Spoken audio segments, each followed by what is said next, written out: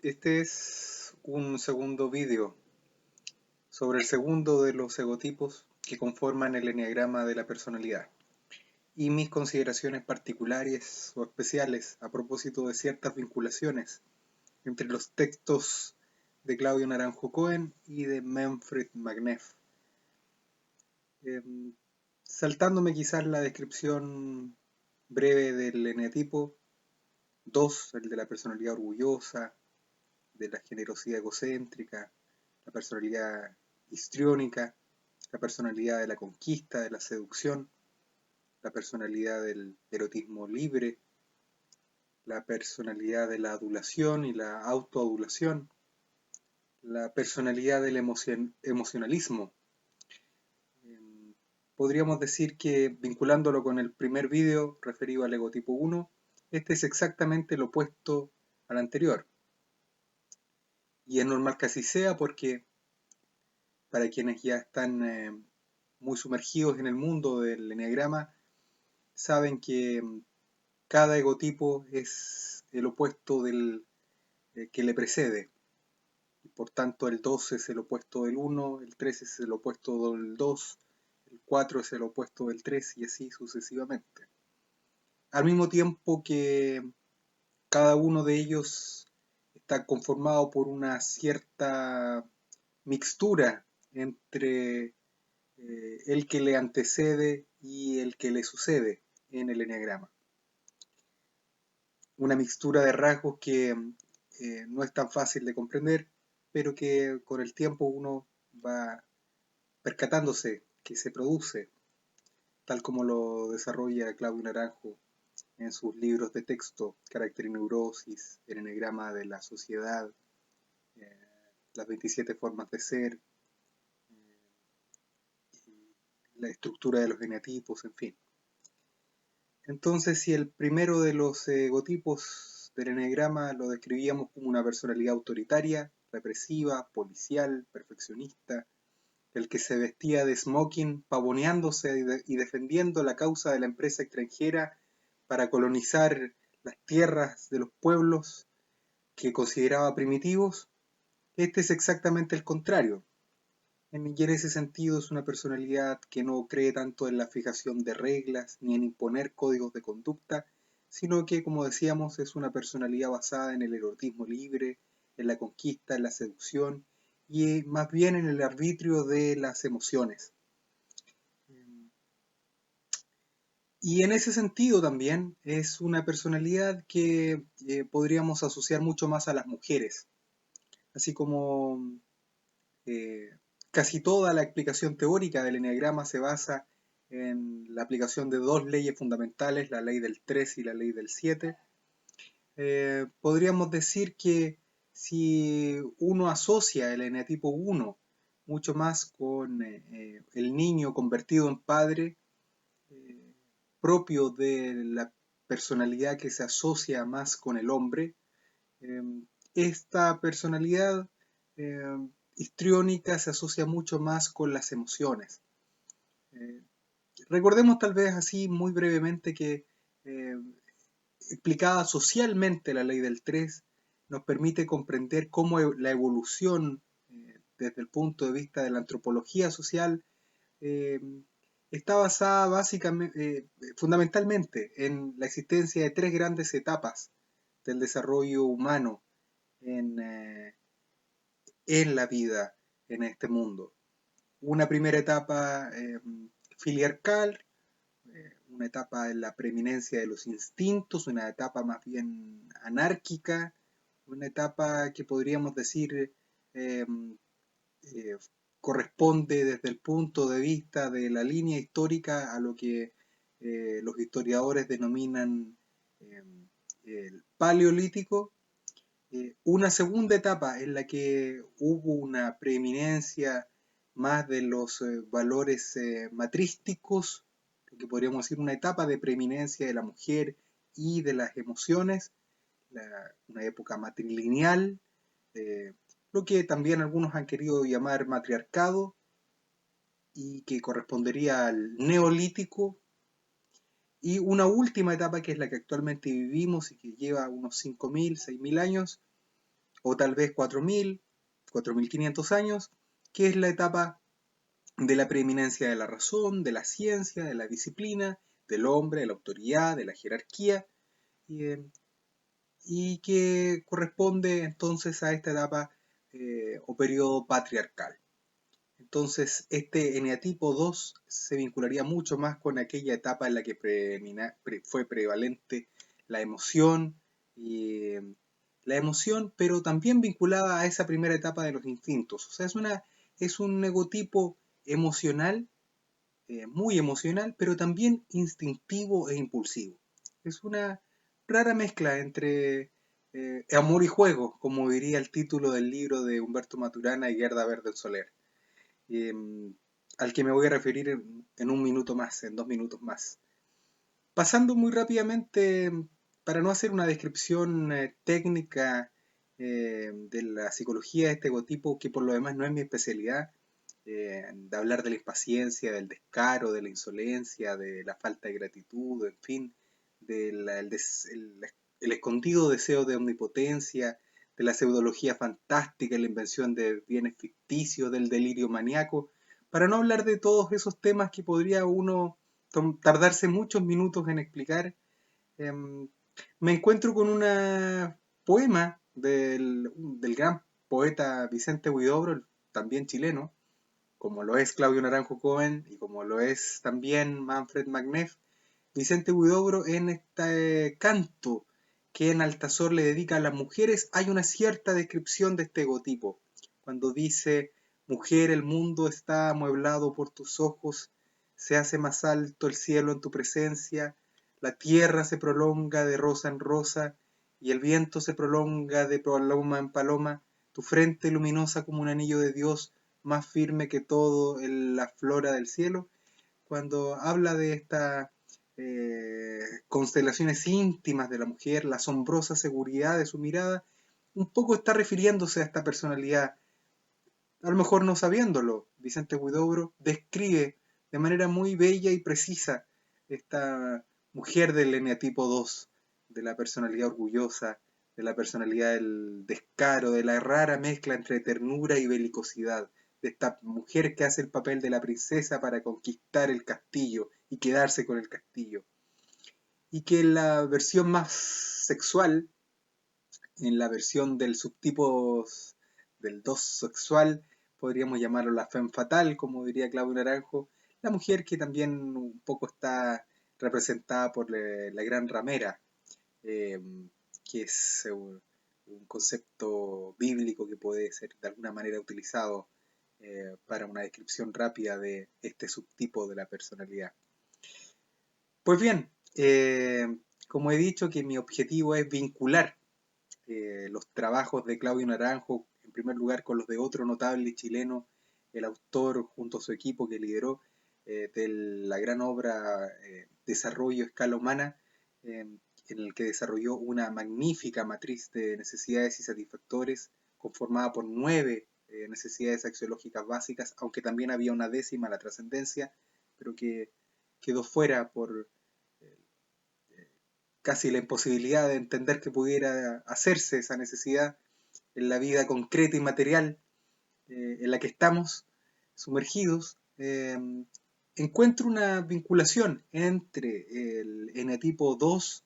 entre esta necesidad a la que se refiere Manfred Magnef, que es la necesidad de afecto. Entonces, un inhibidor de la necesidad de afecto está obviamente en el armamentismo, en las condenas, en las formas de exilio, en la excesiva preocupación por las leyes que tiene el N-tipo 1. Un satisfactor natural de la necesidad de afecto está en el acariciar, el hacer el amor, vivir la sexualidad plenamente, el compartir con la familia, al vivir tanto el amor erótico como el amor de familia. Y obviamente que un destructor de la necesidad de afecto es la prostitución, una forma de destruir la necesidad más que de hacerla. ¿Cómo poder encontrar instituciones políticas que se asocien a esta necesidad de afecto y a este eneatipo 2 de la personalidad orgullosa, de la personalidad generosa egocéntricamente. Me parece que podría yo citar un par de textos, uno de una mujer notable, Riane Eisler, la autora del Cáliz y la Espada, y otro de Humberto Maturana, también chileno. También digo porque Claudio Naranjo lo es, porque Manfred Magneff también lo fue, eh, ambos, Claudio Naranjo y Manfred Magneff, fallecidos del año 2019, y porque Vicente Huidobro también fue chileno. Riane Eisler, primero, partiendo por quien no es chilena, autora del Cáliz y la Espada, se refiere a esta eh,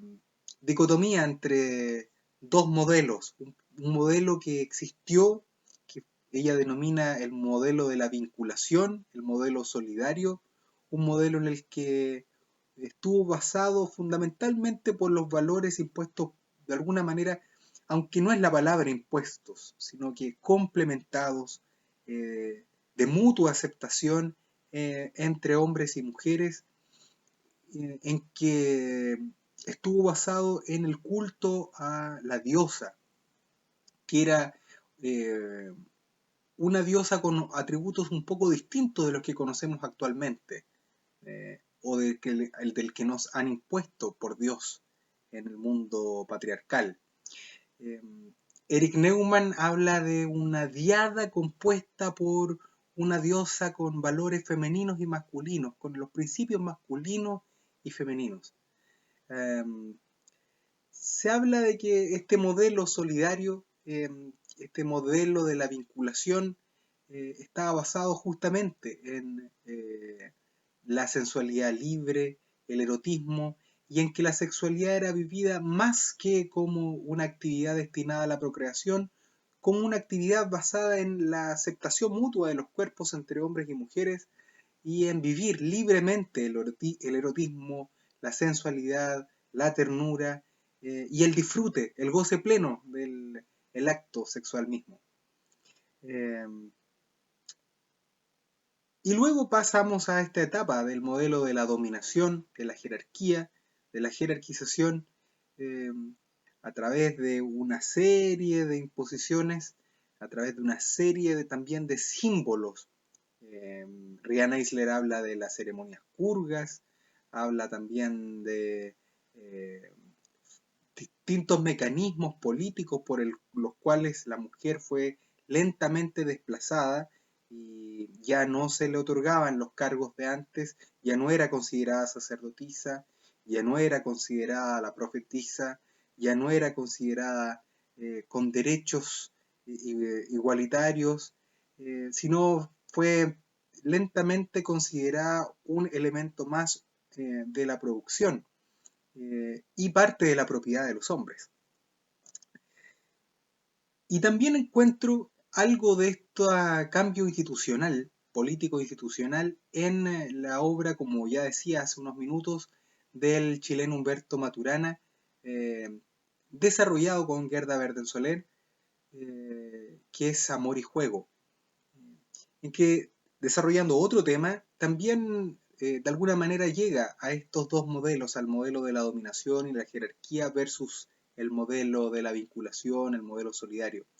Eh, Amor y Juego, que es como un encuentro entre el aspecto emocional, la parte de las emociones, constituida por la fundamental emoción del amor, eh, que justamente estos autores denominan la emoción que constituye el fenómeno social. Tal vez sería una manera de partir comentando la obra diciendo que ellos hacen una definición, una conceptualización del amor,